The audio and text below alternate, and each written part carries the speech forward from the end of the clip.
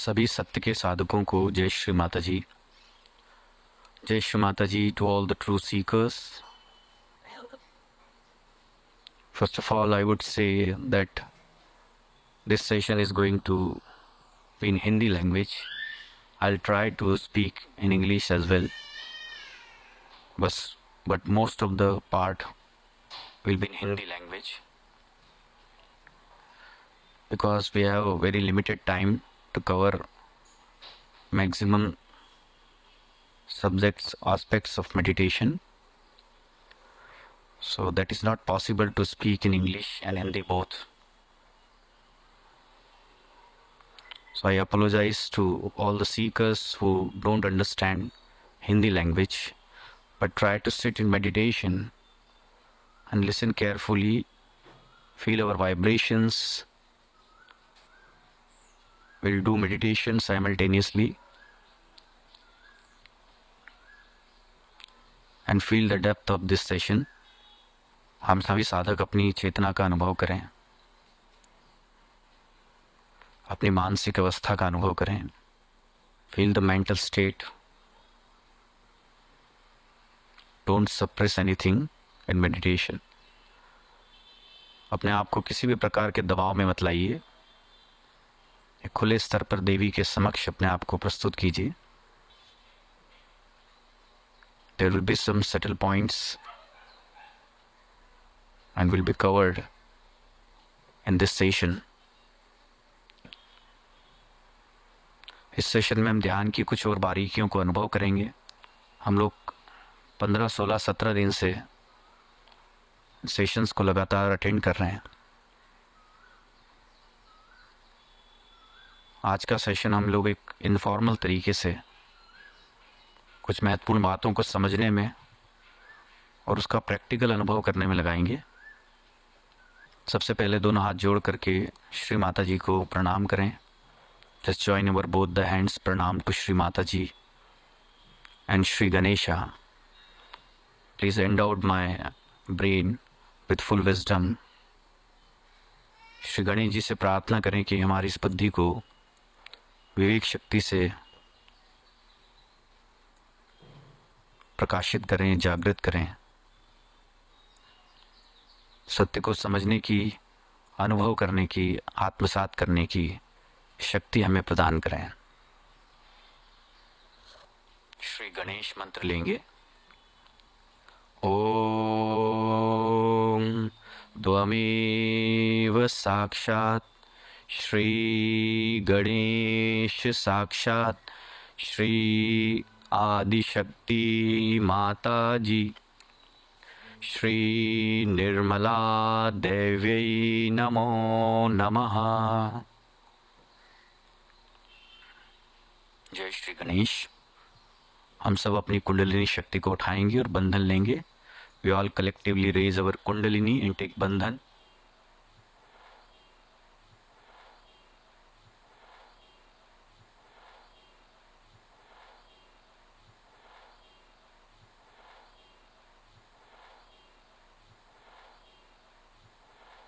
बिल्कुल आराम से बैठिए. अपने हाथों पर, सिर पर चेतना का अनुभव कीजिए.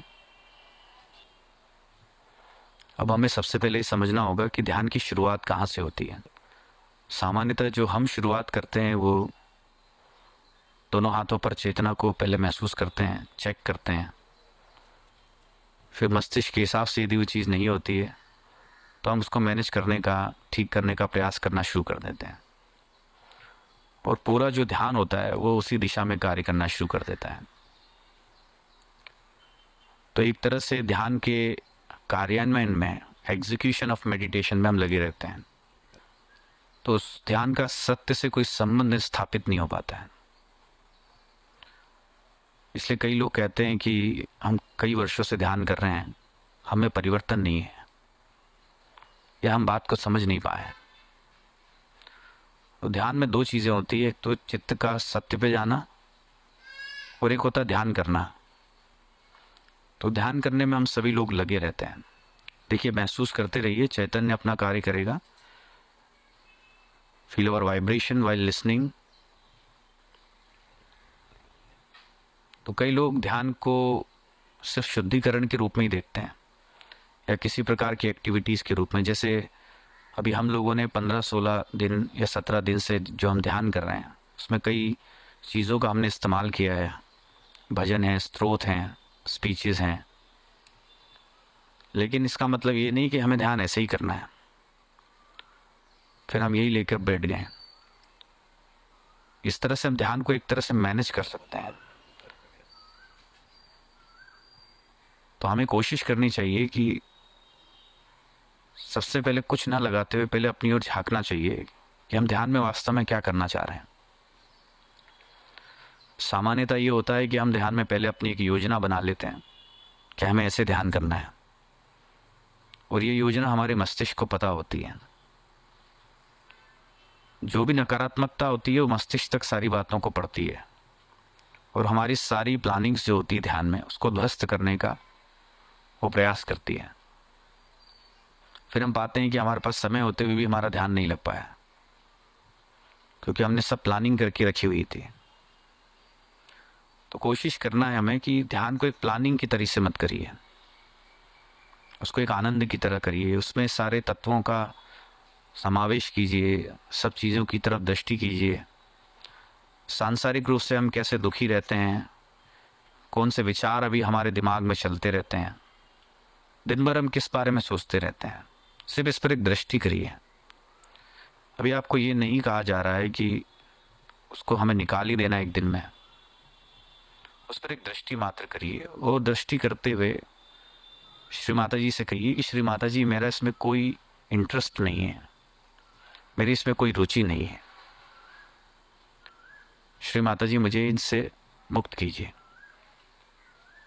कई लोग होते हैं जो समस्याओं पर विचार करते हैं और कई वर्षों से करते आ रहे हैं। कुछ लोग किसी चक्र विशेष का ही ध्यान करते रहते हैं, उनका यदि कोई चक्र पकड़ा है तो वो उसी पर ही ध्यान लगा रहेगा, और ऐसा 1 दिन 2 दिन नहीं, कई वर्ष निकल जाते हैं। इसलिए वो चीज़ ठीक नहीं हो पाती है, क्योंकि चित्त जब तक सत्य बात पे नहीं जाएगा या हमारा रुझान सत्य की तरफ नहीं रहेगा, तब तक हम कोई भी ट्रीटमेंट कर लें, कुछ भी मंत्र गा लें, भजन लगा लें, स्पीच लगा लें, वो कार्यान्वित नहीं हो पाएगा। किसी भी चीज़ का जो कार्यान्वयन है, एग्जीक्यूशन है, वो तब होता है जब हमारे अंदर सत्य को पाने की प्रबल जिज्ञासा होती है। और यदि प्रबल जिज्ञासा नहीं है, कई लोग प्रश्न करते हैं कि हमारे अंदर वो इच्छा नहीं होती सत्य को पाने की, तो हमें मांगना चाहिए। तो आइए हम सबसे पहले श्री माता जी से सत्य को प्राप्त करने की जिज्ञासा मांगे। उसके लिए हम अपने राइट हैंड को ज़मीन पर रखें। Put our right hand on mother earth, और बड़े हृदय से श्री माता जी से कहें कि माँ, मुझे मेरी सत्य में रुचि नहीं है। First we have to expose yourself before Shri Mata ji. Shri Mata ji, I don't have any desire to achieve the Satya, truth. I have so many desires, impure desires. I just come out from all kinds of mythical desire. Shri Mata जी, मेरे अंदर बहुत सारी इच्छाएं हैं, मेरा मन उनमें लगा रहता है, दिन भर उसी का चिंतन करता रहता है। तो श्री माता जी, मैं इन सब से बाहर आना चाहता हूँ। कृपया करके श्री माता जी मुझे इन सब चीज़ों से बाहर निकालने की कृपा कीजिए। ये सिर्फ श्री माता जी से मांगिए, इसको ध्यान के रूप में मत करिए। जब ऐसा कहा जाता है तो हम क्या करते हैं कि आंखें बंद कर लेते हैं और चित्त को तालु पर स्थिर करके बैठ जाते हैं। इसको हम कहते हैं हठ योग।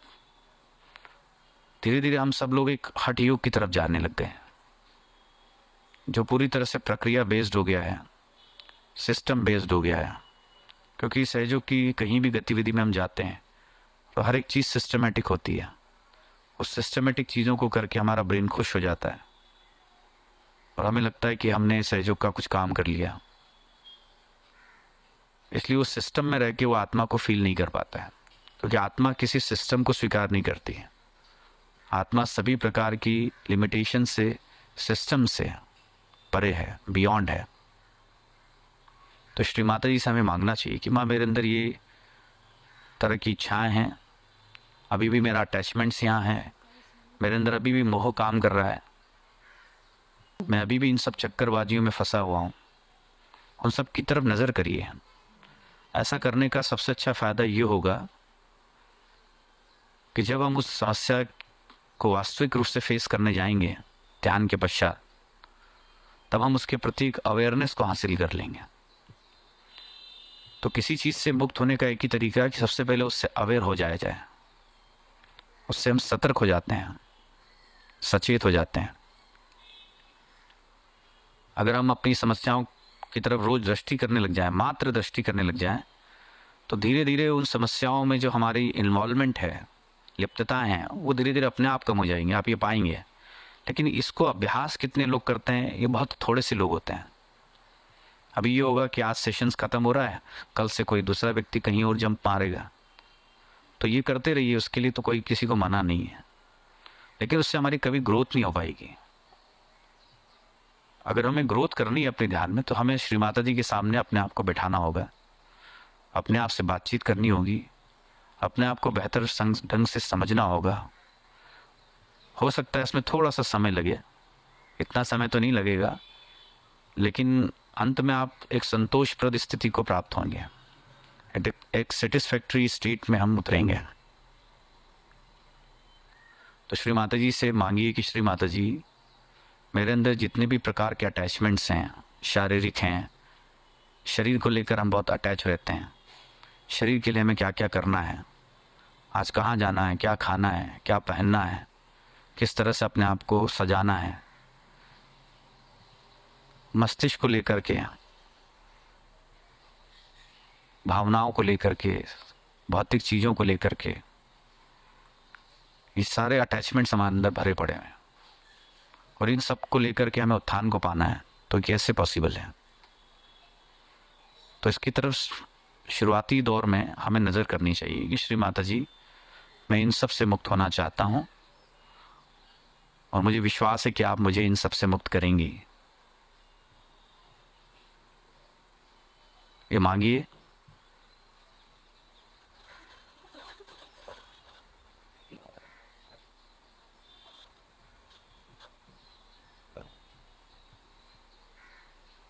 अब हाथ को सामने कर लीजिए, put our right hand on lap.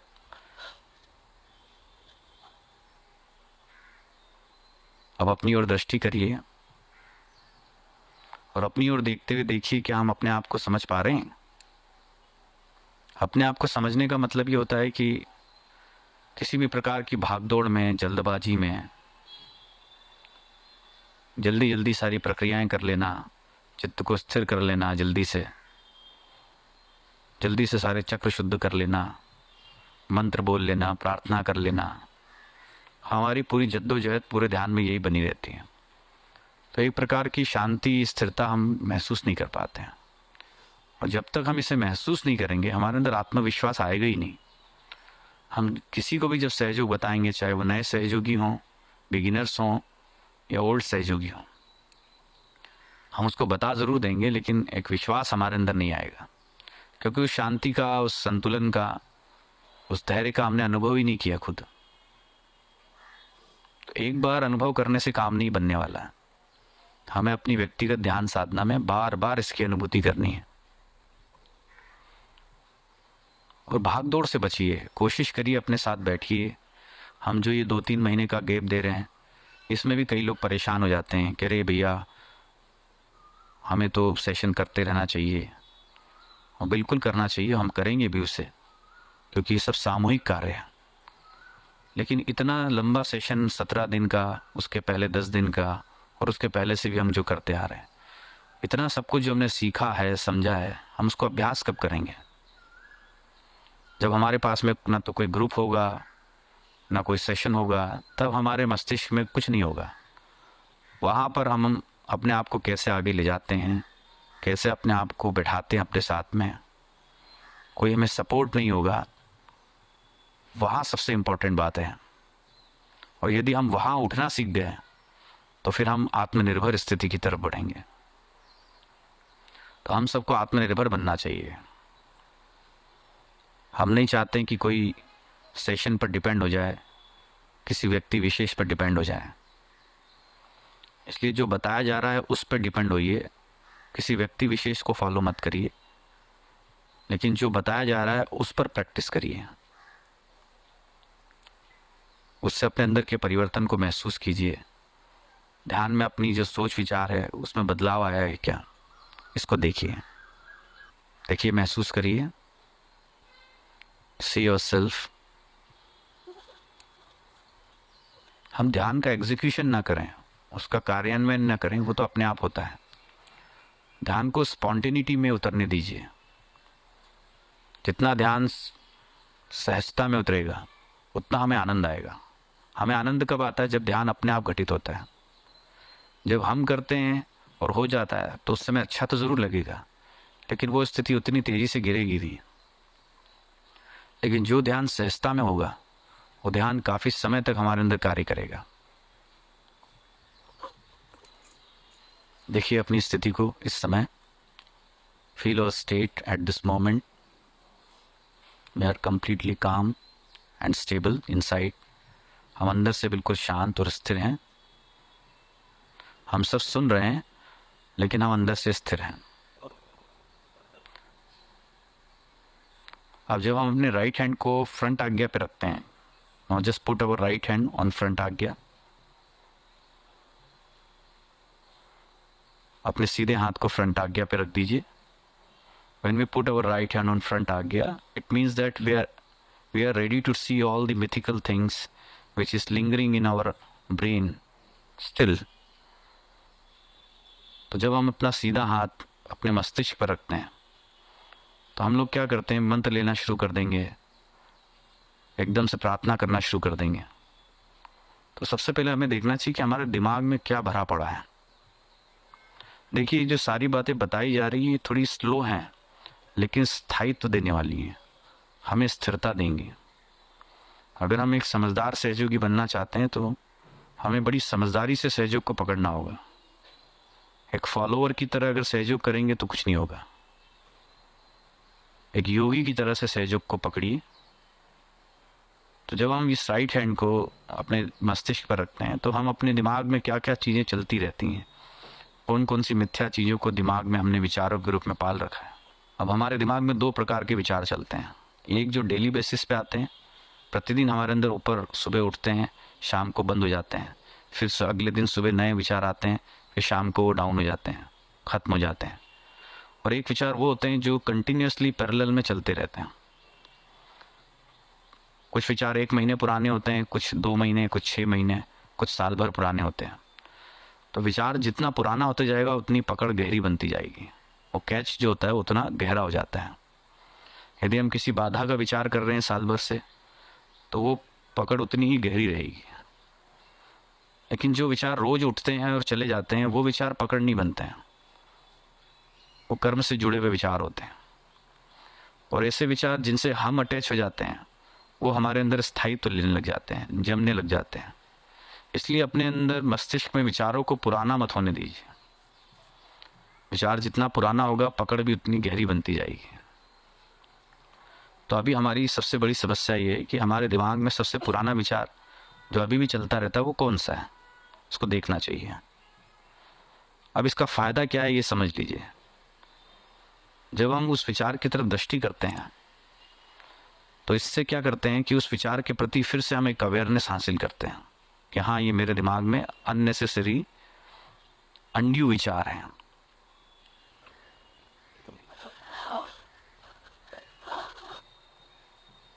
तो उन विचारों को देखते हुए कहिए, श्री माता जी ये सब वास्तव में मिथ्या है, चाहे वो कितना भी जेन्युइन हमें लगे, लेकिन वो विचार अपने आप में मिथ्या है, कि परमात्मा की नज़र में उस विचार का कोई महत्व नहीं है। हमारे अंदर वो समस्या से जुड़ा भी विचार हो तो परमात्मा को इसमें तनिक भी रुचि नहीं है। हम सब जानते हैं श्री माता जी के स्पीच से कि श्री माता जी कहती हैं कि परमात्मा को आपकी इन सब चीज़ों में कोई इंटरेस्ट नहीं है। और जो हमें समझ में आया शुरुआती दौर में कि परमात्मा को केवल उन लोगों में रुचि है जो केवल परमात्मा के कार्य करने के लिए उपलब्ध हो सकते हैं, तो पूरी तरह से अपने आप को तैयार करते हैं उन सारी चीज़ों से ऊपर उठने के लिए। परमात्मा को ऐसे लोगों में ज़्यादा रुचि होती है। तो आइए हम सब भी श्री माता जी से कहें कि श्री माता जी, इस मस्तिष्क में जो भी मिथ्या तत्व हैं, और जो भी मिथ्या तत्व है मतलब उसको देखिए भी, उसका गिल्ट मत लाइए अपने अंदर, सिर्फ उसको देखिए। जब हम अपनी किसी समस्या को देखें तो उसका गिल्ट अपने अंदर मत लाइए।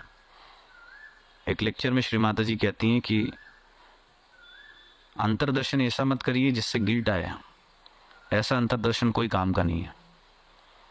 तो इस प्रकार से अंतर्दर्शन मत करिए, सिर्फ उसको देखिए और उसको नकारिए। यही साधना है, और धीरे धीरे करते करते हम उसमें स्थिर होते हैं। हाथ को सामने कर लीजिए, put our right hand on left. अब अपने मस्तिष्क की तरफ निगाह कीजिए, अपने हाथों की चेतना पर। हम अपना चित्त बहुत सारी चीज़ों में हमेशा बना के रखते हैं। अब हमें कहाँ घूमने जाना है, हमें क्या करना है, हमें कौन सी पार्टी में जाना है, हमें क्या पहनना है, हमें क्या खाना है, इन सब मिथ्या चीज़ों में हमारा चित्त बहुत फंसा रहता है, और हमें इसमें ज़्यादा आनंद भी आता है। लेकिन ये सब वास्तव में जो चीज़ें हैं, ये क्षणिक आनंद देती हैं। इसकी तरफ नज़र करते हुए, और मान लीजिए अगर जाना भी पड़े तो वहाँ अंदर से एक निर्लिप्तता होनी चाहिए उस चीज़ के प्रति, क्योंकि ये सब जो चीज़ें हैं ये क्षणिक आनंद हमें देती हैं। सारा संसार भी अगर हम घूम लेंगे तो भी हम तृप्त नहीं हो पाएंगे, क्योंकि जो तृप्ति है वो आपके, हम सब के हृदय में आत्मा के रूप में है। तृप्ति बाहर है ही नहीं। तो जैसे हम अपना चित्त अपनी आत्मा पे डालते हैं तो धीरे धीरे उसका जो प्रभाव है वो हमें तृप्त करता है। आत्मा की विशेषता क्या है कि आत्मा हमें तृप्त करता है, सेटिस्फाइड करता है। ये उसकी सबसे बड़ी प्रॉपर्टी भी है, और उसकी दूसरी बड़ी प्रॉपर्टी है कि वो आप हमें डिटैच करता है, निर्लिप्त करता है। हम निर्लिप्तता का मतलब ये नहीं होता है कि हम कुछ करें ही ना, अजीब ढंग से रहें, ऐसा नहीं है। कुछ भी करें, लेकिन हम उसमें पूरी तरह से आंतरिक रूप से शामिल नहीं होते हैं। इसलिए ध्यान में हमें बहुत समझदारी से अपनी ओर देखना होता है। उसके बारे में श्री माता जी स्पीच में 2 प्रकार की साधनाएं बताती हैं। एक अंतर्मन की साधना, एक बहिर्मन की साधना, जिसको शास्त्र में अंतरंग साधना कहते हैं, और एक बहिरंग साधना होती है। अंतरंग की साधना में हम अंदर की तरफ दृष्टि करते हैं, अपनी बातों को समझते हैं, जानते हैं, उसको स्वीकार करते हैं, उसको जस्टिफाई नहीं करते हैं।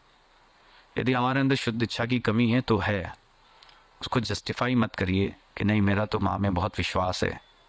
तो विश्वास है तो फिर विचार क्यों आ रहे हैं? अगर हमारी शुद्ध इच्छा एक अच्छे मुकाम पर रहती है, प्रबल होती है, तो हमारा ये मानना है कि विचार आएंगे ही नहीं। लेकिन जब शुद्ध इच्छा में कमी होती है, जब मन और कहीं और लगा होता है, तो विचार आते हैं। तो हमें स्वीकार करना चाहिए कि श्री माता जी, मेरी शुद्ध इच्छा में अभी भी कमी है, मेरा मन अभी भी और कहीं लगा हुआ है, मेरा चित्त अभी भी कहीं ना कहीं फंसा हुआ है, और उसमें मुझे ज़्यादा आनंद आता है बनिस्बत ध्यान के। देखिए, महसूस करिए, फील द वाइब्रेशंस। आप में से कईयों को लग सकता है कि भैया कंटिन्यूसली बोल रहे हैं, लेकिन मैं आपको ये विश्वास दिलाता हूँ कि आपको कोई पकड़ नहीं आएगी। आप वाइब्रेशंस में रहोगे पूरे समय, इस वाइब्रेटरी लेवल पे हम लोग रहेंगे। इसलिए इसको सिर्फ सुनते जाइए। ये सिर्फ बुद्धि से नहीं बताया जा रहा है, और बिना किसी प्लानिंग के, बिना किसी पढ़ लिख करके बताया जाने वाली चीज़ नहीं है। इसको महसूस करते रहिए। जहाँ तक ध्यान की बात है तो हम सब अभी तक करते आ रहे हैं, और आगे भी हमें करना ही है। कल सुबह भी उठ के हमें ध्यान करना है। लेकिन जो महत्वपूर्ण बातें हैं वो पहले समझ लीजिए, तो आगे की साधना में हमें किसी प्रकार की कोई तकलीफ नहीं होगी। अब दूसरी बात ये आती है कि जैसे हमारी स्थिति में थोड़ा सी गिरावट आती है तो हम तुरंत परेशान हो जाते हैं, फिर इधर उधर भाग दौड़ शुरू कर देते हैं, फ़ोन लगाते हैं, ये करते हैं, वो करते हैं। हम लोगों को ऐसा नहीं करना चाहिए। हम लोगों को कुछ समय धैर्य रखना चाहिए और जो भी कुछ हमने सीखा है उसको अभ्यास में लाइए। अगर हम अभ्यास में नहीं ला पा रहे हैं और अगर हमें अभी भी चिंता है कि अगला सेशन कब शुरू हो रहा है, इसका मतलब हम अभी सिर्फ सेशन अटेंड करने में ही लगे हुए हैं। और ये बात मान के चल लीजिए कि कई वर्षों तक भी अगर ये सेशन अटेंड किया जाए तो कुछ भी प्राप्त नहीं होने वाला। सेशन अटेंड करना हमारा उद्देश्य नहीं होना चाहिए। हमारा उद्देश्य ये होना चाहिए कि हमने क्या उससे ग्रहण किया और कितना हम उसको अपने व्यक्तिगत ध्यान धारणा में अपने जीवन के स्तर पे उसको प्रैक्टिस कर पा रहे हैं, उस पर अभ्यास कर पा रहे हैं। नहीं तो कई लोग ऐसे भी होंगे जो यहाँ से छूटेंगे, कहीं और लाइन में लग जाएंगे, फिर वहाँ से छूटे तो कहीं और लाइन में लग गए। उससे हमारी कभी ग्रोथ नहीं हो सकती है। थोड़ी देर हम ध्यान ज़रूर कर लेंगे, आधा पौन घंटा, वाइब्रेशन समय आ जाएंगे, थोड़ी देर अच्छा भी लगेगा, लेकिन हम वही रहेंगे जैसे हम थे। इसलिए अब समय की जो नज़ाकत है जिसको हम कहते हैं, वो यही कहती है कि अब हम सब लोग स्थिर हो जाएं, अपने ऊपर थोड़ा समय दें, आधा पौन घंटा सुबह, आधा पौन घंटा शाम को। मैं ध्यान करने की बात नहीं कह रहा हूँ, आपको जो कहा जा रहा है वो ये कि अपनी ओर ध्यान दीजिए। ध्यान करने के बजाय अपनी ओर ध्यान दीजिए और अपनी ओर ध्यान देकर ही देखिए कि हम कर क्या रहे हैं। जैसे हम सुबह उठते हैं 4 बजे, तुरंत बंधन लेते हैं, हाथ खोल के बैठ जाते हैं और आँख बंद करके बिल्कुल हम अपने आप को कहते हैं कि हम मौन स्थिति में ध्यान करेंगे, साइलेंट मेडिटेशन। और थोड़ी देर बाद पता चलता है पता नहीं हम कहाँ चले गए। जो हम लोग अभी साइलेंट मेडिटेशन जैसे आज सुबह किया है हमने, ये घटित इसलिए होता है क्योंकि इसके पीछे हमारा बैकअप है। इतने दिन की जो साधना है वो हमें अलर्ट करती है। लेकिन जब आगे हम लोग करना शुरू करेंगे तो ये भी हो सकता है कि हम लेफ़्ट या राइट में चले जाएं। इसलिए आधे पौन घंटे जो हम लोग बैठते हैं वो एक तरह का अभ्यास होता है कि हम अपने आप को ध्यान में शांतिपूर्वक पूरी सतर्कता में बैठा सकें। फिर से देखिए अपनी ओर।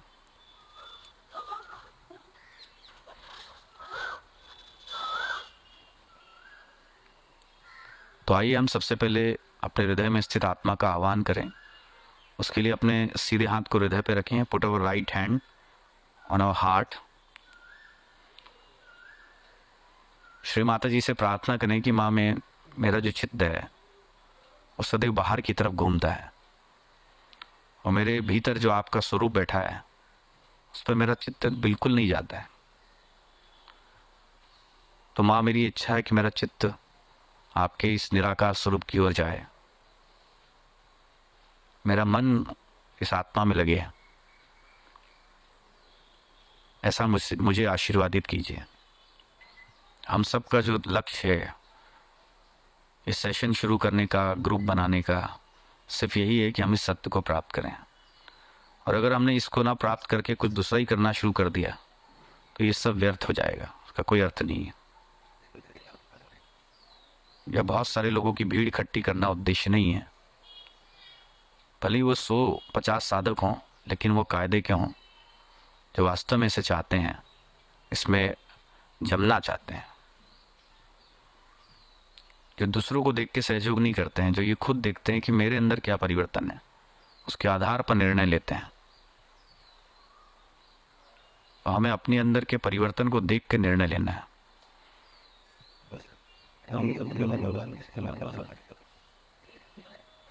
तो सबसे पहले हम आत्माष्टकम सुनते हैं, उनके सभी शब्दों को अनुभव करते हैं और फिर आगे की स्थिति की तरफ हम बढ़ते हैं। First listen आत्माष्टकम।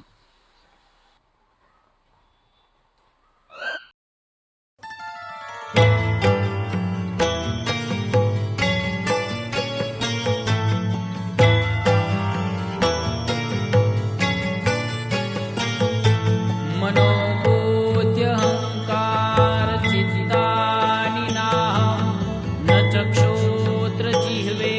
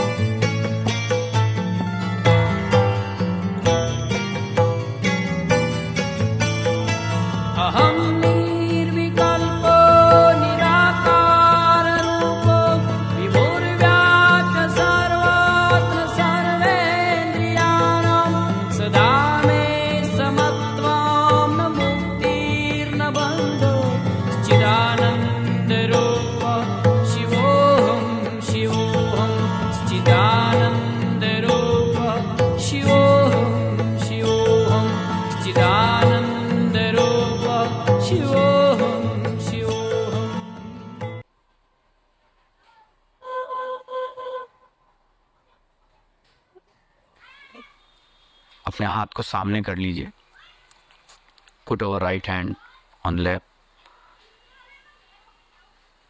कुछ भी मत करिए, सिर्फ अपनी ओर शांति से देखिए और ये देखने का प्रयास करिए कि हम कर क्या रहे हैं। ध्यान, see yourself what actually we are trying to do. यदि हम बिल्कुल कुछ नहीं कर रहे होंगे तो हम आनंदित अपने आप को पाएंगे, और यदि कुछ ना कुछ करने में लगे होंगे, कुंडलिनी को आज्ञा से सहस्त्रार पे चढ़ाने में कई लोग लगे रहते हैं, कुछ लोग ठंडे गर्म में लगे रहते हैं, कई लोग गर्म को ठंडा करने में लगे रहते हैं, तो कई वर्षों से गर्म को ठंडा ही नहीं कर पा रहे हैं, क्योंकि हम एक ऐसी महान शक्ति को अपने हिसाब से चलाने का प्रयास कर रहे हैं। जब हम चैतन्य को महसूस करते हुए कोई प्रतिक्रिया ना दें तो चैतन्य अत्यंत तीव्र गति से हमारे ऊपर कार्य करता है। तो इसे एक अभ्यास के रूप में लीजिए, एक होमवर्क की तरह लीजिए कि आने वाली जो भी दिन है उसमें हम इस चैतन्य को देखते हुए, महसूस करते हुए कोई प्रतिक्रिया ना देंगे, किसी प्रकार की प्रतिक्रिया नहीं करेंगे। तो उससे चैतन्य ये जानते हैं कि हमारे सिस्टम में कहाँ ज़रूरत है, कहाँ लूप होल्स हैं, उन्हें कैसे रेक्टिफाई करना है, ठीक करना है, वो चैतन्य भली भांति जानते हैं।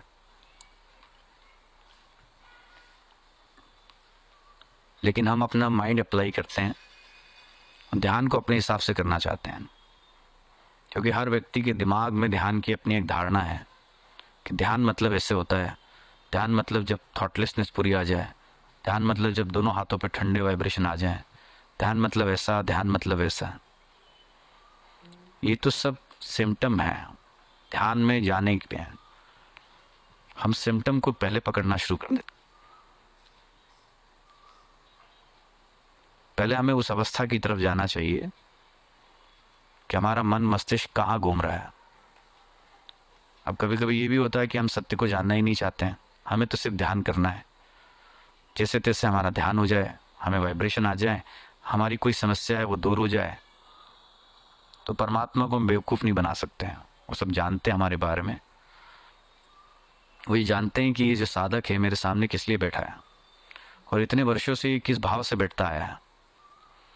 तो जिस भाव से हम देवी के समक्ष बैठते हैं, सारे जो देवी देवता हैं, देवी तक पहुंचना तो बहुत ही असंभव सी कठिन बात है, लेकिन अभी जो देवी देवता हैं वही हमें वहाँ से चलता कर देते हैं कि किस भाव से आए हैं।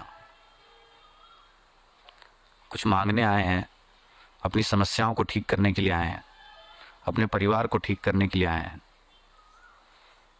हालांकि वो कभी होती नहीं समस्या ठीक, वो कई वर्षों तक चलती रहती हैं। फिर भी हम अंत तक इसी आशा में ध्यान करते रहते हैं कि हमारी प्रॉब्लम सॉल्व हो जाए। तो इस एटीट्यूड से हम अपना बहुत प्रीशियस टाइम जो होता है, बहुत कीमती समय जो है वो व्यर्थ गवाते चले जाते हैं। इसके बजाय यदि हम अपने चित्त को सत्य को पाने में, अपनी गहराई को समझने में, अपने आप को समझने में अगर लगा देते हैं तो हो सकता है बाय प्रोडक्ट वो समस्या भी सॉल्व हो जाए। लेकिन हर समस्या सॉल्व हो जाएगी ऐसा भी कुछ नहीं है, और कई समस्या ऐसी होती हैं जो हमारे साथ में हमेशा लटकी हुई रहती हैं, क्योंकि वो हमारे उत्थान के लिए बहुत ज़रूरी होती है। ये भी देखा गया है कि कई लोगों की बहुत बड़ी बड़ी समस्याएं थी, उन्होंने श्री माता जी से बड़ी प्रेयर करी कि माँ इस समस्या दूर हो जाए, बहुत लंबे समय की थी, और बड़ा ही फोर्स परमात्मा पे किया गया कि ये ठीक होना चाहिए, ठीक होना चाहिए। और जब वो समस्या ठीक हुई तो थोड़े समय बाद तो उस व्यक्ति ने ध्यान करना ही छोड़ दिया। इसलिए हम ये नहीं जानते कि भविष्य के गर्भ में क्या छुपा हुआ है और कौन सी चीज़ें हमारे लिए ज़रूरी हैं, कौन सी नहीं है। इसलिए किसी भी चीज़ का प्रेशर या फोर्स हमें परमात्मा पे नहीं डालना चाहिए कि ऐसा ही हो, जो आपकी इच्छा वैसा ही हो, आपकी इच्छा ही कार्य करे।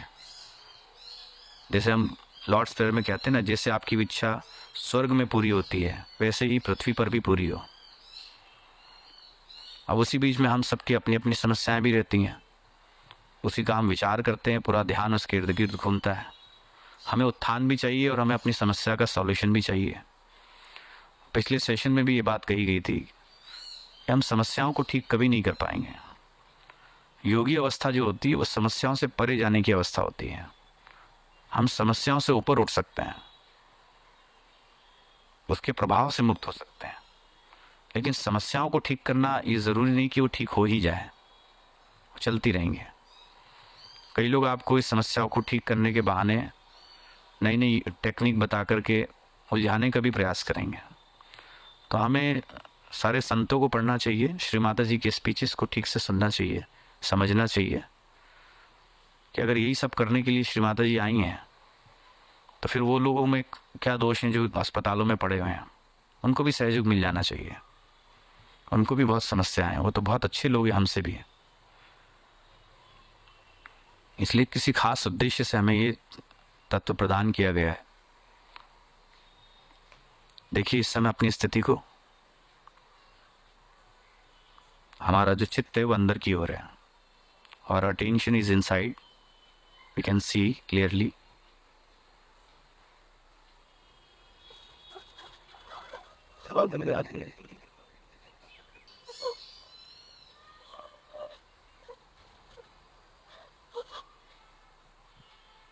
यदि हम अपने मस्तिष्क से देखेंगे तो हमारे मस्तिष्क में हमें कोई विचार नहीं मिलेगा।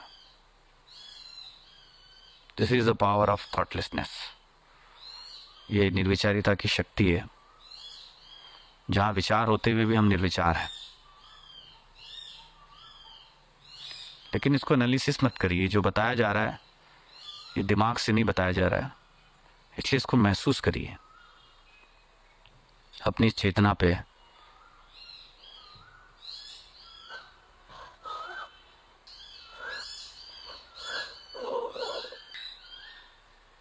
फिलो सहस्त्रार, सहस्त्रार की चेतना को महसूस करिए। बहुत सुंदर चैतन्य है, सभी उंगलियों के सिरों पर, हथेली पर, हथेली के बीचों बीच। अब देखिए यहाँ पर एक प्रकार की एक माया फिर कार्य करती है। जैसे हमें वाइब्रेशन आने लग जाते हैं, हम फिर से एक प्रकार के सम्मोहन में पड़ जाते हैं। हमें लगता है कि बस अब मेरा काम हो गया। ऐसा नहीं है। जैसे ये चैतन्य हमारे अंदर कार्य करते हैं, अपने चित्त को उसमें लीन रखिए, लेकिन सतर्कता पूर्वक फिर से उसी सत्य पर दृष्टि रखिए। तो चित्त को चैतन्य में भी रखना चाहिए और साथ ही साथ उस पर भी दृष्टि करनी चाहिए जिसमें हम सांसारिक जीवन जी रहे हैं, उन पर भी हमें अपना चित्त डालना चाहिए, ताकि जब हम यहाँ से उठे हैं तो वो संसार से एकदम से प्रभावित ना हो सकें, उससे हम डिस्टर्ब ना हो पाए। उनको भी हमें देखना चाहिए कि श्री माता जी सब एक मिथ्या स्वरूप तत्व हैं जो आसपास हमारे बुने गए हैं, लेकिन मैं ये नहीं हूँ। ये सब जो आपको बताया जा रहा है, इस पर हम कितना अभ्यास करते हैं, ये बहुत इंपॉर्टेंट बात है। इसलिए योगी बनने का प्रयास करिए। फिर समस्याओं को ले लेकर के थैले में भर भर के समस्याएं हम सेंटर पे या सामूहिक ध्यान में लेके जाते हैं, वो हमें गेट पे ही रोक लिया जाएगा गणों द्वारा। इसलिए कोशिश ये करिए कि अपने उत्थान की इच्छा रखिए, क्योंकि जब समस्याओं को ठीक करना हमारे हाथ में है ही नहीं, तो क्यों ना हम अपने उत्थान की इच्छा रखें।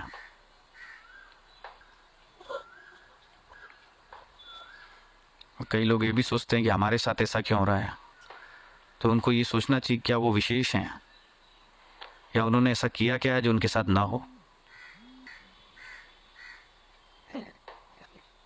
जैसे यदि हमसे ये पूछा जाए परमात्मा द्वारा कि आप में ऐसा क्या है कि हम आपको ये तत्व प्रदान करें, तो हमारे पास का क्या जवाब होना चाहिए।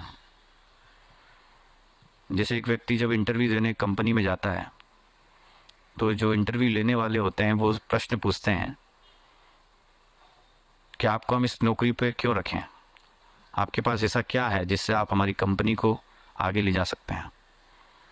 और अगर आपके पास में कोई योजना नहीं है, अगर आपके पास में कोई सेंस नहीं है, उसका नॉलेज नहीं है, उसकी समझदारी नहीं है, तो आपको रिजेक्ट कर दिया जाएगा।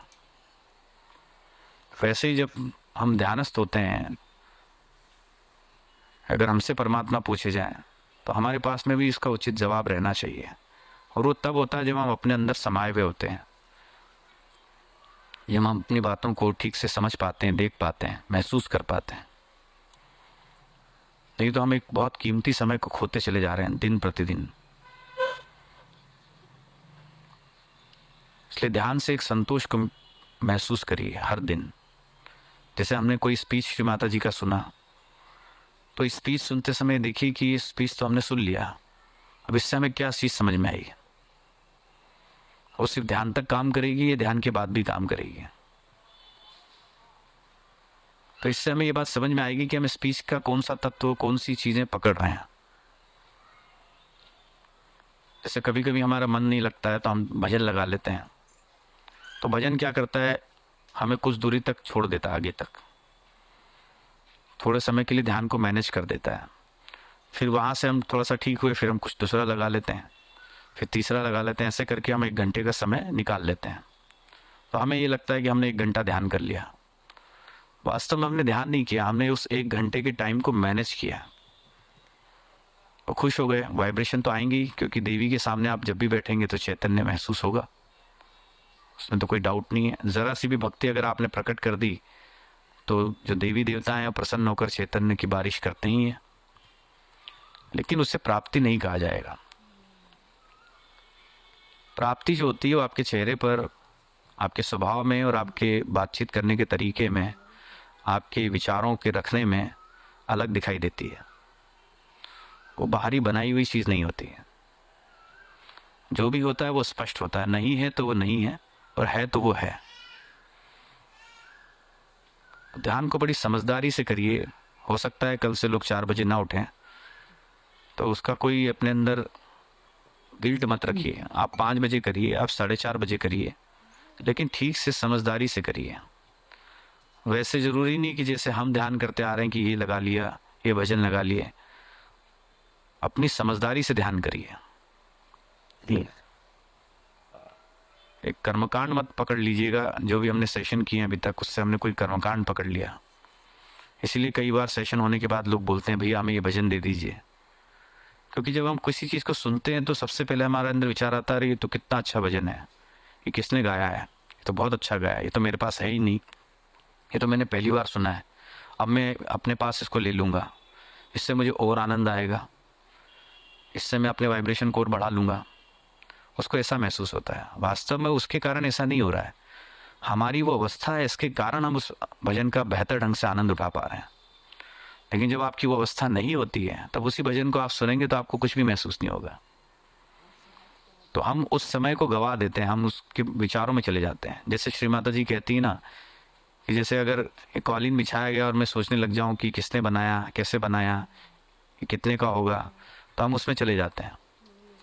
तो हम उसका आनंद नहीं उठाते हैं, क्योंकि हम उस भजन को अल्टीमेट समझ लेते हैं ध्यान में, तो उसके पीछे पड़ जाते हैं। फिर वो भजन हमें मिल जाता है, फिर हम 1 बार सुनते हैं, 2 बार सुनते हैं, फिर हमारा उससे मन भर जाता है, फिर हम तीसरी चीज़ की ढूंढ लगाते हैं।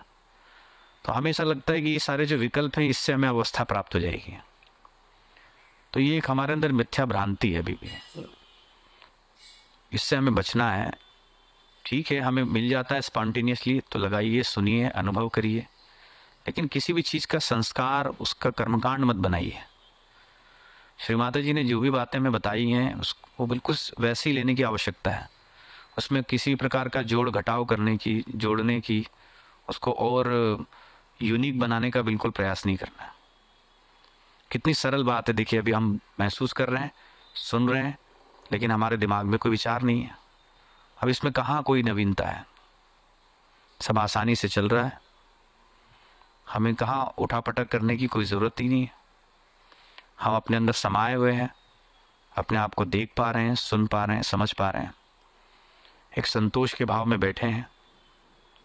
ये कितनी बड़ी बात है। अब इसमें किसी प्रकार की नवीनता लाने की ज़रूरत ही नहीं है। जब सारा कार्य ब्रह्म चैतन्य कर रहा है, फिर हम उसको यूनिकनेस में लाने का, उसको यूनिक करने का प्रयास क्यों करें। ठीक है, संतुलन की ज़रूरत होती है तो संतुलन कर लीजिए, ट्रीटमेंट की जहाँ ज़रूरत है ट्रीटमेंट कर लीजिए, कुछ चीज़ें तत्वों के माध्यम से ठीक होती हैं तो उससे ठीक कर लीजिए।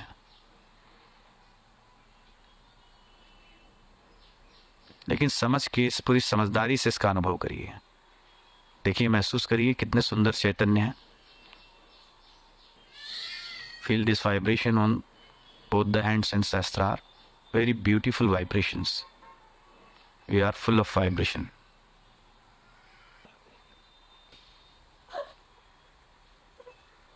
अब आगे की साधना के लिए हमें एक बात समझनी है कि हमारी अवस्था में अप एंड डाउन्स भी आएंगे, वाइब्रेशंस में भी अप एंड डाउन्स आएंगे, लेकिन यदि हमारा रुझान सही है सहयोग में, अगर हमारा झुकाव जो है सत्य की तरफ है, तो ये अप एंड डाउन ज़्यादा दिन तक नहीं रहते हैं। और ध्यान में अप एंड डाउन्स आना बहुत ज़रूरी है। ये ना सोचिए कि हर समय अवस्था अच्छी ही रहे। जब हमारी अवस्था गिरती है तब हम ज़्यादा कुछ सीखते हैं बनिस्बत उसके जब हमारे बहुत अच्छे वाइब्रेशंस होते हैं, हमें निर्विचारिता फील होती है। वहाँ तो हम सिर्फ आनंद उठाते हैं, लेकिन जब हमारी स्थिति गिरती है तब हमें पता चलता है कि हमारे साथ क्या क्या समस्या है, हम कहाँ फंसे हुए थे, कि उसे ही सब कुछ करना है, उसे ही ध्यान करना पड़ेगा, उसे ही सब चीज़ ठीक करनी पड़ेगी। वो अपने ऊपर सारी रिस्पॉन्सिबिलिटी ले लेता है। तो जब हम सब अपने ऊपर एक रिस्पॉन्सिबिलिटी लेके ध्यान करेंगे तो हमारे लिए ध्यान बहुत कठिन हो जाएगा। तो अपने ऊपर रिस्पॉन्सिबिलिटी मत लीजिए।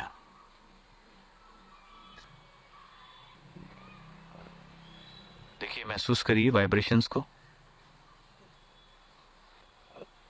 सिर के तालु भाग के ऊपर वाइब्रेशंस का एक फोर्स है, उसे महसूस करिए। उसके लिए अपने सीधे हाथ को सिर के तालु भाग से थोड़ा सा ऊपर रखिए। Put our right hand above the sahasrara, feel the chaitanya. सिर के ऊपर महसूस करिए इस चेतना के प्रवाह को।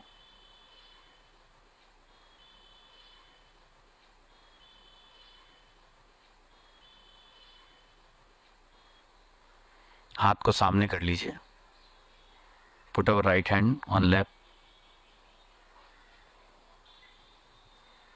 इस समय अपनी स्थिति को देखिए।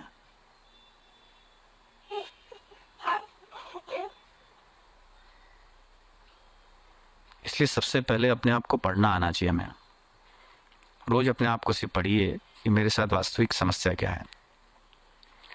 जिस दिन आप ध्यान में ज़्यादा परेशान हो तो ये बिल्कुल निश्चित बात है कि हम ध्यान करने में लग जाते हैं। जब ध्यान करने में लग जाते हैं और वो होता नहीं है तो हम और परेशान होते हैं। ख़ास तौर से जिनकी प्रवृत्ति राइट साइडेड होती है उनको थोड़ा सा कर्मकांड कम करने चाहिए सहयोग में, और जो बहुत लेफ्ट साइडेड होते हैं उनको थोड़ा सा कर्मकांड कर सकते हैं थोड़े से। उससे अपने अंदर एक संतुलन हम ला सकते हैं। अब मान लीजिए हम ऑफिस से आए हैं, किसी कार्य से आए हैं, वहाँ के विचार भी हमने ले रखे हैं और हम ध्यान में बैठे और बिल्कुल एक तेज़ी से हम मंत्र प्रार्थना जाप सब करना शुरू कर देंगे, तो इससे हमारी वो राइट साइड में हम चले जाएंगे। एक अंदर ही अंदर एक फ्रस्ट्रेशन हम डेवलप करते जाएंगे, क्योंकि ध्यान तो हो नहीं रहा है, लेकिन करते करते हम अपने अंदर एक प्रकार का फोर्स डेवलप कर लेते हैं और एट लास्ट फिर हमें उठना पड़ता है परेशान होके। इसलिए कई बार देखा गया ध्यान से उठने के बाद कई लोग बहुत ज़्यादा एक अनईजी फील करते हैं। उन्हें लगता है कि अब जाके सो जाएं या थोड़ा बहुत घूम फिर लें, बहुत ज़्यादा हो गया। ऐसा जब भी हो, जब भी ध्यान से उठने के बाद ऐसा फील हो कि अब कहीं टीवी देख लें, घूम फिर लें, थोड़ा इधर चले जाएं, आराम कर लें, इसका मतलब है हमने ध्यान में कोई बहुत बड़ा एफर्ट लगाया है, कुछ कंट्रोलिंग पावर इस्तेमाल की है, और जैसे ही उससे हम मुक्त हुए वैसे ही हम अपने आप को फ्री कर पाए। तो ऐसा बिल्कुल नहीं करिए।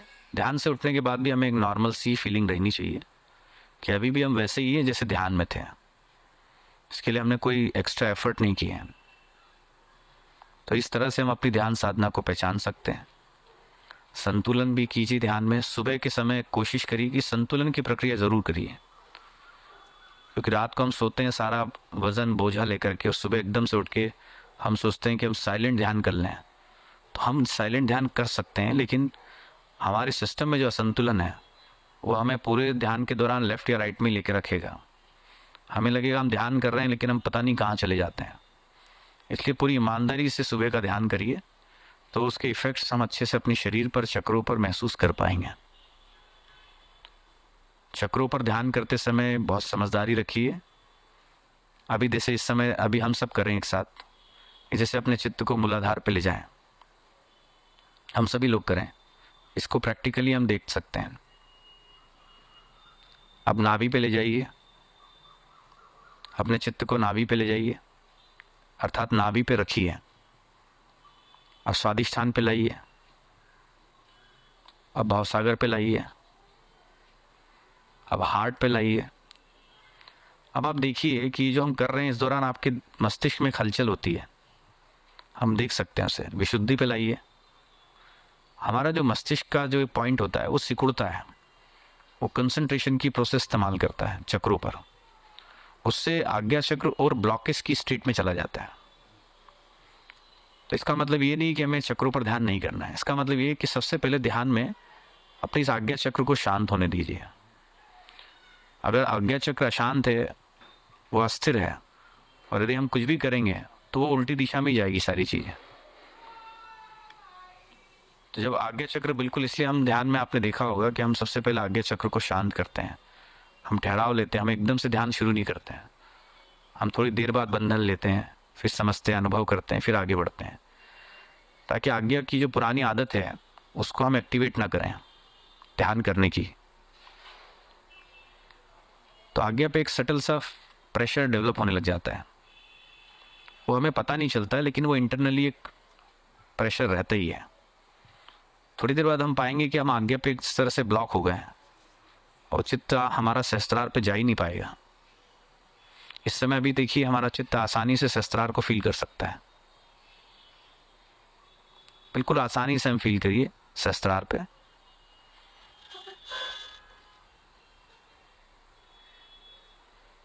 इसके लिए श्री माता जी एक लेक्चर में कहती हैं कि सहस्त्रार पे देखिए वहां क्या हो रहा है, सिर्फ वहां देखिए, चित्त को स्थिर मत करिए। माँ कहती है वहां सिर्फ ये देखिए कि वहां हो क्या रहा है, सिर के तालु भाग। तो इसी तरीके से दोनों हाथों पर सिर पर देखिए, महसूस करिए। हम सब लोग महसूस कर पा रहे हैं, जितने भी 900,000 लोग बैठे हैं इस समय, उसमें से अधिकांश लोग इसका अनुभव कर पाएंगे, क्योंकि हम सभी लोगों की जो अवस्था है वो स्थिर है, संतुलित है, हम उसको ग्रहण करने की स्थिति में हैं।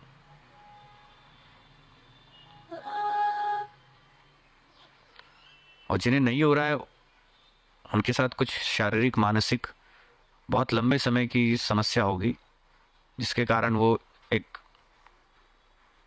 बंधन का कारण बनती है।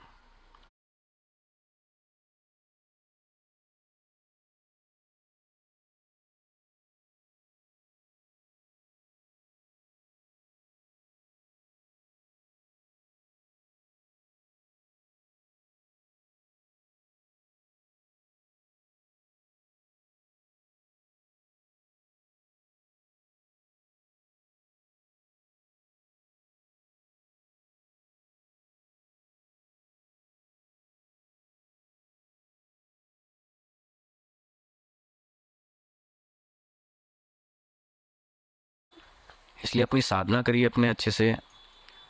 नए लोगों पर काम कर सकते हैं हम लोग।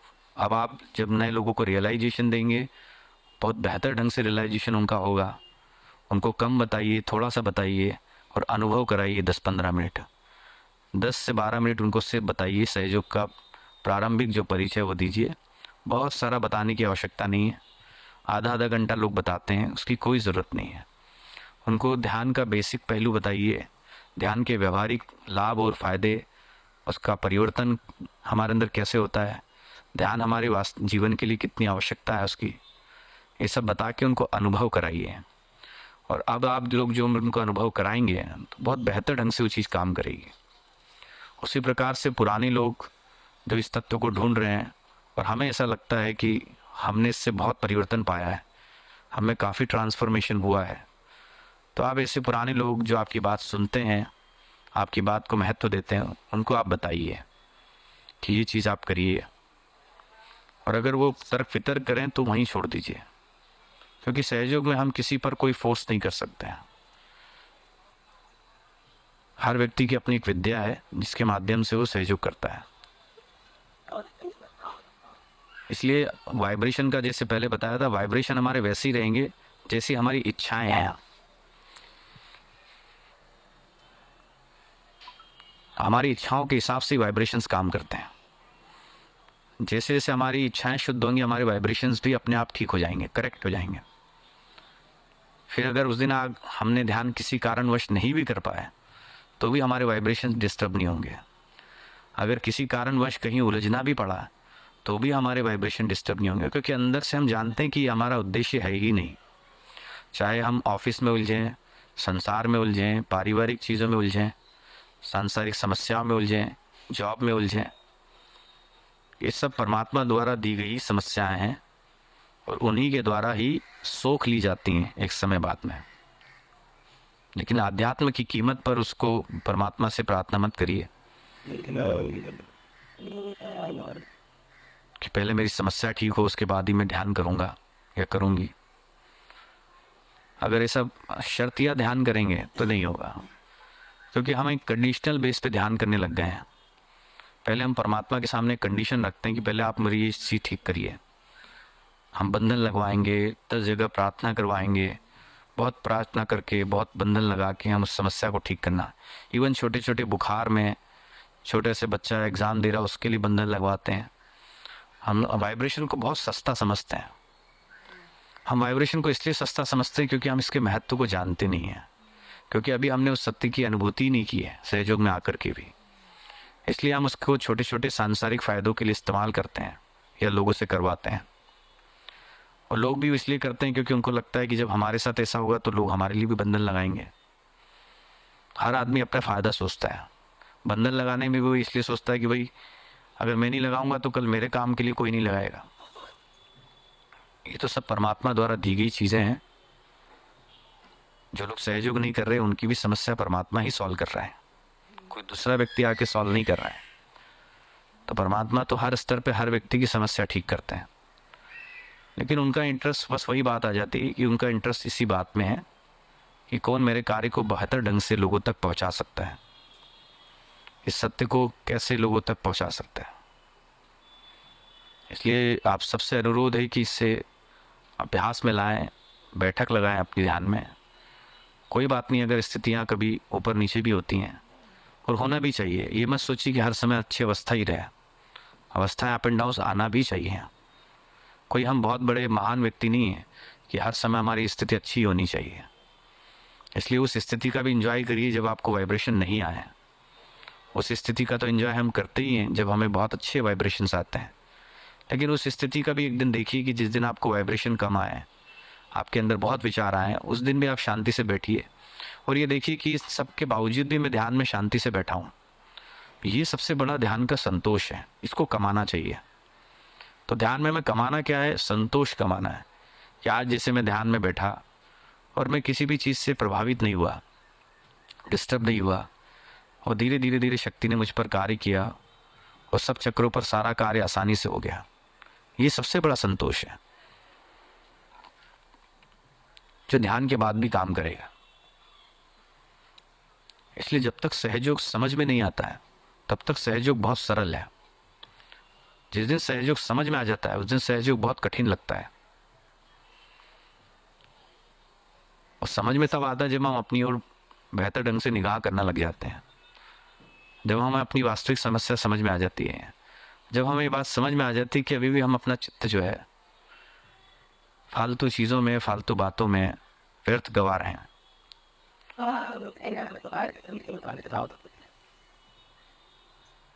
देखिए, महसूस करिए,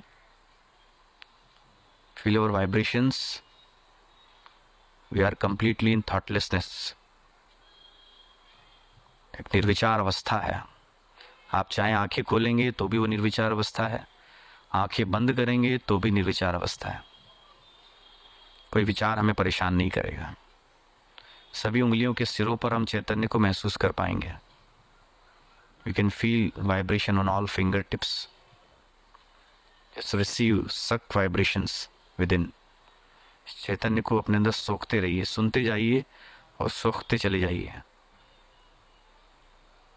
ये जानते हैं कि हमारे किस चक्र में क्या समस्या है और उसे कैसे ठीक करना है। हमें लगता है कि हम ज़्यादा मंत्र ले लेंगे तो चक्र ज़्यादा जल्दी ठीक हो जाएगा, ऐसी कोई बात नहीं है। ध्यान में भी हम कभी एकदम से सब चीज़ खाने का प्रयास करते हैं, हम सोचते हैं कि हम बहुत सारे मंत्र ले लेंगे, बहुत सारी प्रार्थनाएं कर लेंगे तो ध्यान अच्छा लग जाएगा। ऐसा नहीं है, वो मैनेज हो जाता है थोड़े समय हम उसको सप्रेस कर देते हैं अपने आप को, लेकिन जैसे ध्यान से उठेंगे वैसे ही चित्त बाहर की तरफ भागेगा। तो ध्यान से उठने के बाद एकदम से यदि चित्त बाहर की तरफ भागने लग जाए तो समझ लेना चाहिए कि ध्यान में हम कोई कंट्रोलिंग पावर इस्तेमाल कर रहे थे। देखिए, महसूस करिए।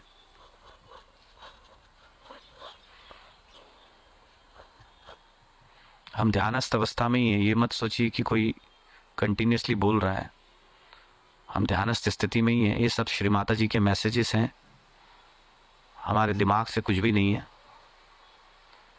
हम सबके उत्थान से जुड़े हुए हैं। यदि किसी को इसे स्वीकार करने में तकलीफ हो तो वो ना भी करे, कोई बात नहीं है। कुछ लोगों को अगर कोई बात समझ में नहीं आ रही हो तो वहाँ अटकिए मत। सारी चीज़ों को छोड़ के कई लोग एक ही प्रश्न पर अटक जाते हैं, तो बाकी चीज़ जो आने वाली रहती है वो भी रह जाती है। फिर अंत तक उसी विचार पे अटके रहते हैं कि ऐसा, इसका क्या जवाब है, इसका क्या मतलब है। नहीं समझ में आ रहा है, छोड़ दीजिए, आगे बढ़िए। हर चीज़ हर बात समझ में आएगी ऐसी बात नहीं है। देखिए, सिर के तालू भाग पे कुंडलिनी के स्पंदन को, कुंडलिनी शक्ति की उपस्थिति को महसूस कर सकते हैं हम। यही तो एक रूपता है जो हम सब एक साथ बैठे हैं और सामूहिक चेतना में एक साथ एक दूसरे से कनेक्टेड हैं। अब इस स्थिति में आप संसार के लिए प्रार्थना करें न करें, एक ही बात है, वो तो कार्य होता ही है।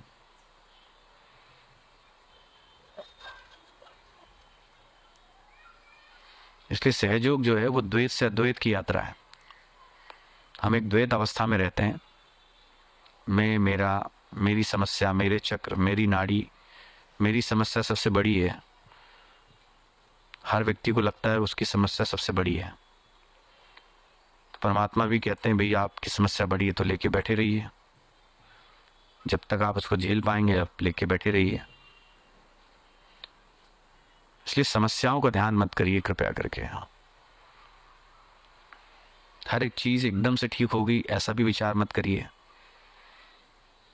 ध्यान में सहजता में उतरिए। जितना हम सहज और सरल उठेंगे, ध्यान बहुत तेजी से कार्यान्वित होगा, बहुत लोगों में कार्य करेगा, स्वयं में तो करेगा ही करेगा, कई लोगों में कार्य करेगा, चाहे नए लोग हों चाहे पुराने लोग हों, सब में शक्ति काम करेगी। और हम सब की व्यक्तिगत जिम्मेवारी है, ये जो तत्व हमने प्राप्त किया है, जो लोग कंटिन्यूसली सेशंस अटेंड कर रहे हैं, जिन्हें लगता है कि उनमें काफ़ी ट्रांसफॉर्मेशन हुआ है, परिवर्तन हुआ है, लोगों को दें, उनको बताएं, उस पर बात करें। ये जो बाकी के आगे के 2-3 महीने हैं उस पर लोगों को तैयार करें। अगर आप सेंटर जाते हैं तो सेंटर्स पे आप करा सकते हैं। सेंटर की प्रक्रिया से ही कराइए, लेकिन समझदारी से कराइए। जो भी सत्य हमने महसूस किया है, सत्य हमें कहना भी आना चाहिए, क्योंकि इसने हमें परिवर्तन लाया। देखिए कितने सुंदर वाइब्रेशंस हैं। Feel this beautiful vibrations.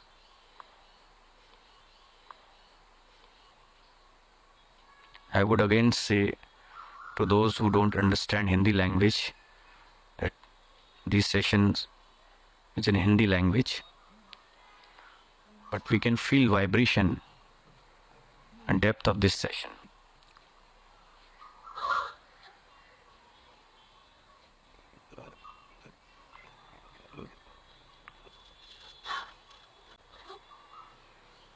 दूसरा, अपने विचारों को रोकने का प्रयास मत करिए। कई लोग कोशिश करते हैं कि शुरू से ही बैठे रहते हैं विचारों के पीछे डंडा लेकर के। ये विचारों का रुकना, ये सब बाय प्रोडक्ट है। अगर हमारा परमात्मा में रुझान ही नहीं है और हम विचार रोकने में बैठे हुए हैं तो कभी विचार नहीं रुकने वाले हैं। एकमात्र परमात्मा के प्रति, सत्य को पाने के प्रति रुझान से ही हमारे विचार रुक जाएंगे। ये बात बिल्कुल तय है, निश्चित है। यह हम सभी का व्यक्तिगत एक्सपीरियंस है।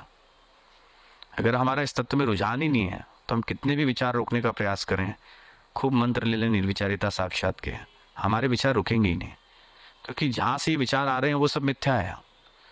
जितना भी कुछ मिथ्या है वहाँ से ही सारा विचार हमारे अंदर जनरेट हो रहे हैं। और जब हमारा चित्त मिथ्या से ही हट जाएगा तो फिर विचार कहाँ से आने हैं, फिर विचार आएंगे ही नहीं। तो जब हम सत्य जानते हैं तो सबसे पहले क्या जानते हैं? जब हम सत्य जानते हैं तो सबसे पहले ये जानते हैं कि मिथ्या क्या है। और जैसे ही मिथ्या को हम जानने लग जाते हैं, उसके पीछे छिपा हुआ जो सत्य है वो अपने आप सामने आ जाता है। क्योंकि जैसे ही मिथ्या को हम पहचानते हैं, मिथ्या को पहचानने से मिथ्या हटने लग जाता है। मिथ्या की विशेषता है, मिथ्या हमारे अंदर तब तक बना रहता है जब तक हम उसे पहचानते नहीं हैं, उसको इग्नोर करते रहते हैं। लेकिन जैसे हम मान लेते हैं कि जिन चीज़ों से हम चिपके हुए हैं, जिन चीज़ों में हमारा मन लगा हुआ है, वो सब मिथ्या है। इसके लिए श्री माता जी एक लेक्चर में कहती हैं, जो चित्त मिथ्या का त्याग करते करते अग्रसर होगा और जो सब कुछ है लेकिन कुछ नहीं है का मिथ्या बंधन तोड़ेगा, वही चित्त आत्मस्वरूप होगा। तो जो चित्त मिथ्या का त्याग करते करते अग्रसर होगा, मतलब जो भी कुछ मिथ्या है उसको ऐसे मिथ्या ही कहना है, ये सब मिथ्या है। और जैसे जैसे हम उसमें आगे बढ़ते जाते हैं, आगे उसके पीछे छिपा हुआ जो सत्य है वो एक दिन स्वतः ही हमें महसूस होने लग जाता है। हमें थॉटलेसनेस अपने आप आएगी, हमें विचार रोकने नहीं पड़ेंगे, चैतन्य को मेंटेन करने का ज़रूरत ही नहीं पड़ेगी। इस समय देखिए, क्या आपको ये कहा गया है कि विचार रोकिए, या अपने विचारों को देखिए, उनको रोकने का प्रयास करिए? ऐसा कुछ भी नहीं कहा गया। लेकिन फिर भी हमारे दिमाग में कोई विचार नहीं है इस समय, हमें हाथों पर चैतन्य ठीक से महसूस हो रहा है।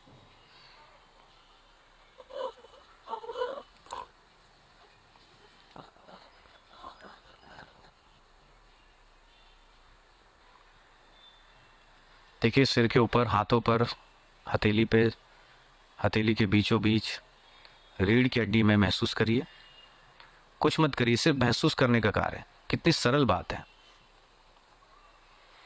जो भी हमने आत्माष्टकम सुना है, बस यही सहयोग है, इसके अलावा सहयोग है ही नहीं। यदि किसी को सहयोग बताना हो एक लाइन में, तो सिर्फ इतना बता दीजिए कि जो आत्माष्टकम है, बस यही सहयोग है। इसके लिए श्री माता जी एक स्पीच में कहती हैं, सिर्फ कुंडलिनी का जागरण और आत्मा की प्राप्ति सिर्फ इतना ही सहयोग है, इसके अलावा सहयोग है ही नहीं कुछ। इसके अलावा तो सब बनाई हुई चीज़ें हैं, व्यवस्थाएं हैं।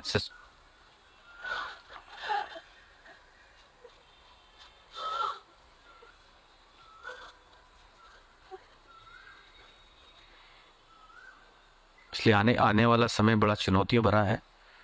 जल्दी से हम अपने साथ में जो मिथ्या चिपका हुआ छोड़ दें तो बहुत ही सुंदर बात होगी। अन्यथा बहुत सारी समस्याएं, चीज़ें जो हैं, उसको लेकर के हम पार नहीं हो पाएंगे, बहुत मुश्किल समय रहेगा। इसलिए सत्य पे खड़े होने पर हम कई लोगों की मदद कर पाएंगे, परमात्मा के एक बेहतर इंस्ट्रूमेंट के रूप में कार्यान्वित हो पाएंगे। यही विचार है कि हर व्यक्ति व्यक्तिगत रूप से कुछ समय अभ्यास करे, बिना किसी ग्रुप्स के, बिना किसी सेशन के। फिर भी यदि किसी को कोई आवश्यकता लगती है तो वो स्वतंत्र है कहीं भी आने जाने के लिए, वो करे।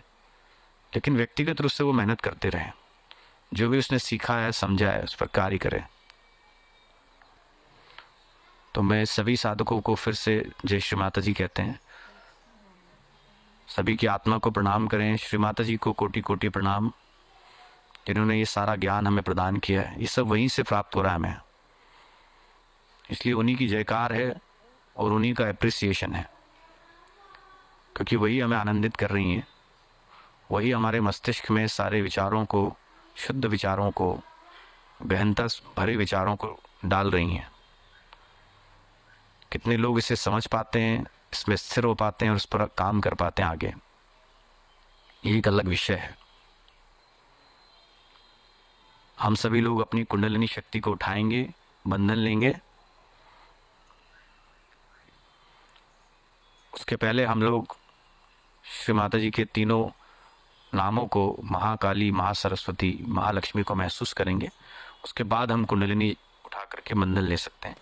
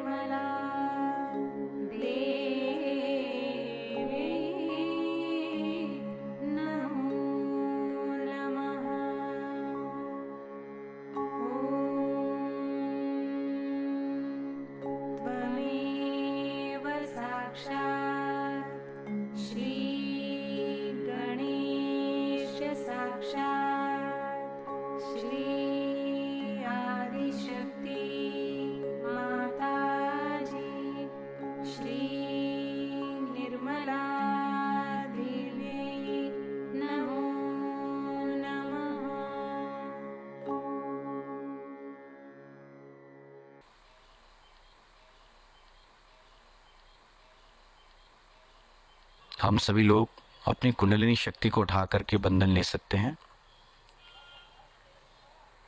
आशा है हम सभी लोग ये जो भी बातें हमने सुनी हैं, समझी हैं, इस पर हम कार्य करेंगे बिना किसी परेशानी के। किसी व्यक्ति विशेष का महिमा मंडन हमें नहीं करना है। जो भी सेशन ले रहा है उसका महिमा मंडन हमें बिल्कुल नहीं करना है। पूरा की पूरा क्रेडिट हमें श्री माता जी को देना है कि श्री माता जी आपकी कृपा से हमें ये सारी सूझबूझ भरी बातें समझ में आई, महसूस हुई, हमारे कानों तक पड़ी। इसके लिए आपने हमें चुना। तो ये सारी बातें के लिए हमें सिर्फ और सिर्फ श्री माता जी को ही धन्यवाद देना है, ताकि किसी भी प्रकार की भ्रांति बाकी लोगों में उत्पन्न ना हो। क्योंकि हम सब जानते हैं कि सारा कार्य ब्रह्म ही करता है, ये बात सबको पता है। बहुत सुंदर अनुभूति अभी भी आ रही है, हम सबको अच्छे से चैतन्य महसूस हो रहे हैं। अब आगे की जो साधना है, हम सबको अपने इस लेवल पे जो हमने प्राप्त किया है, इतना सारा हमने जो खाया है, उसको डाइजेस्ट करने के लिए हमें 2-3 महीने चाहिए। आप सभी सत्य के साधकों को जय Shri Mata ji. Thank you very much Shri Mata ji for this blissful sessions, this beautiful collectivity. Thank you to all the true seekers, all the seekers who are spreading this Parama Tattva to other Sahayogi. Thank you all the deities, Shri Ganesha. Thank you to all. जय श्री माता जी। सभी सत्य के साधकों को जय श्री माता जी, जय Shri Mata ji. Thank you very much Shri Mata ji, thank you very much.